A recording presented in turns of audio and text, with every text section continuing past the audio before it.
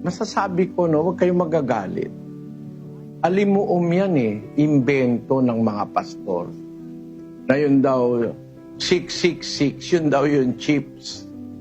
Wala pong kinalaman yun, mga kapatid. Hindi pwedeng i-apply sa Biblia na yung chips, yun ay ang 666.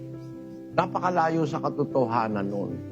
Kasi yung 666, propeta yun Mangangaral yun. Yung 666. Ang tawag ng Biblia ron, hayop, beasts.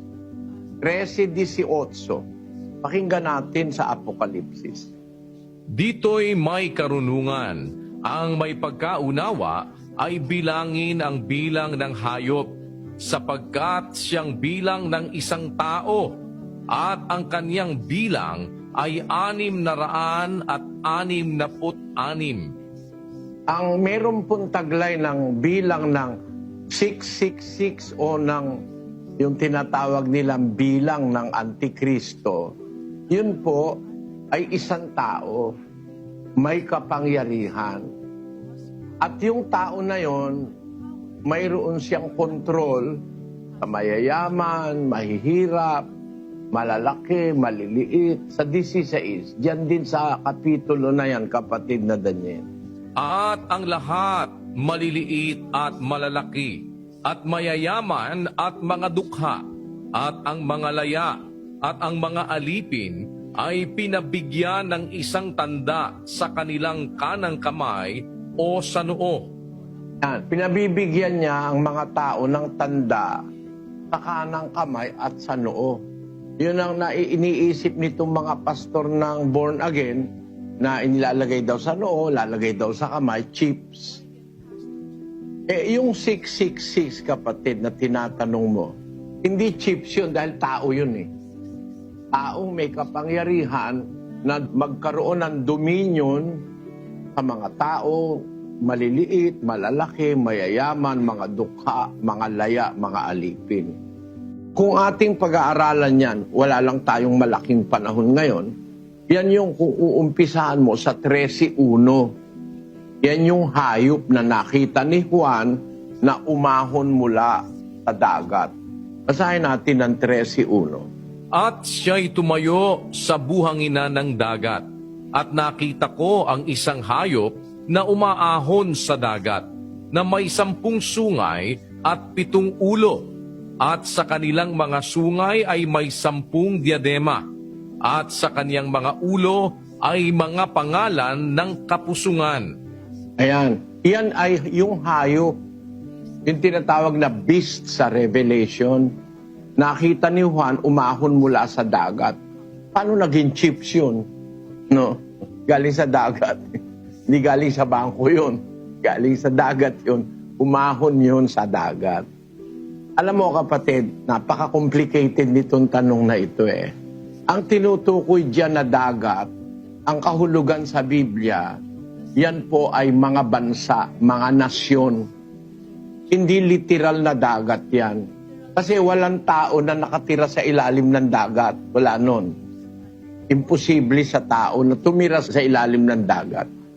Ang tinutukoy na dagat at mga tubig sa Biblia, sa Apokalipsis, basahin natin ang 17:15. Kapatid na Daniel.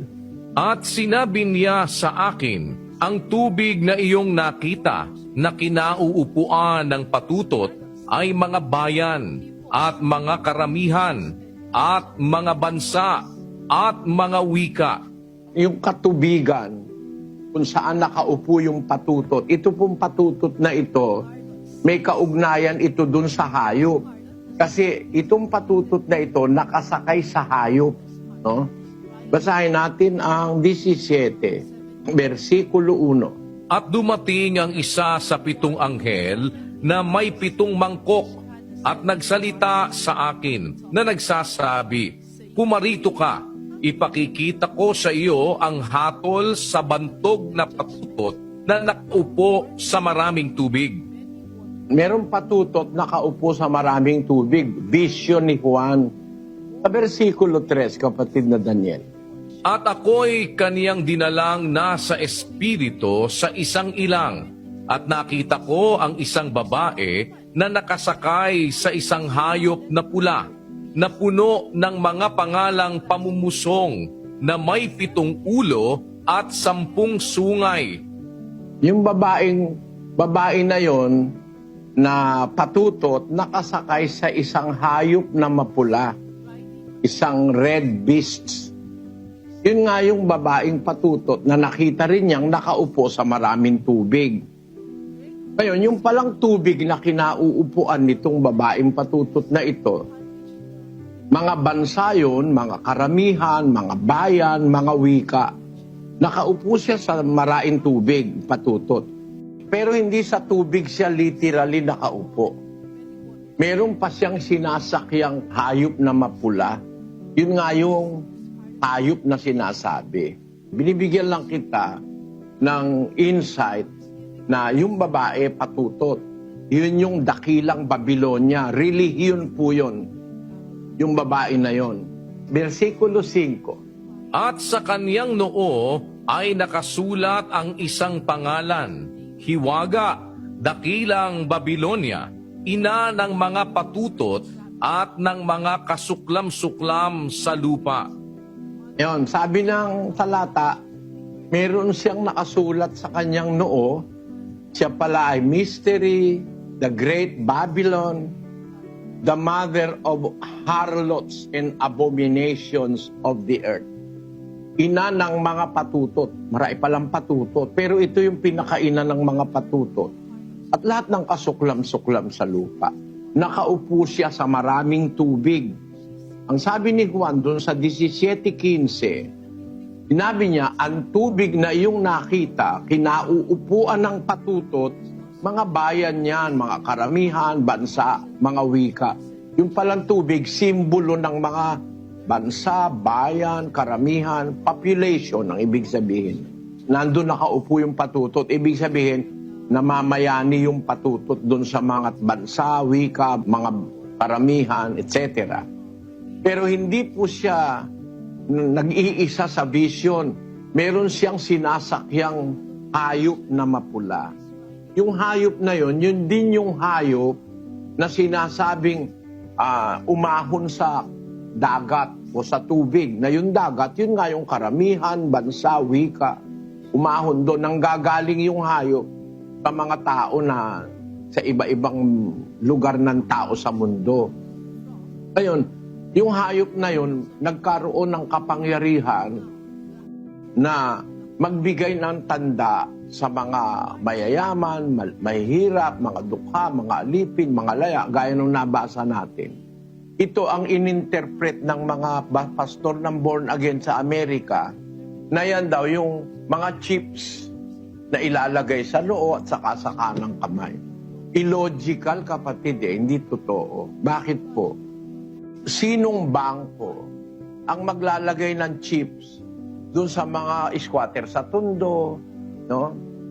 Sinong maglalagay ng chip doon sa mga taong grasa sa Divisoria, sa Baclaran, doon sa kung saan saang mga maraming populasyon ng tao? Lalagyan ba nila yung mga tao? Wala namang pera, wala kang makain eh. Ang sabi doon sa Biblia, lahat, malalaki, maliliit, mayaman at mga dukha, pinabigyan ng tanda sa kanang kamay at sa noo. Hindi chip yun. Kasi papalpak wala namang maglalagay ng chips para makabili ka. Wala namang maglalagay ng chips sa mga mahihirap. Yung sinasabing tanda na ilalagay sa noo at kanang kamay, spiritual ang kahulugan nun. Yung noo, larawan yan ng kaisipan. Yung kanang kamay, larawan niya ng paggawa. Ang taong nasasakop ng Antikristo, sa pag-iisip at sa paggawa, makikilala mo, kalaban siya ni Kristo. In thought and in deed, kalaban siya ni Kristo. Kaya ang tawag ng Biblia, Antikristo.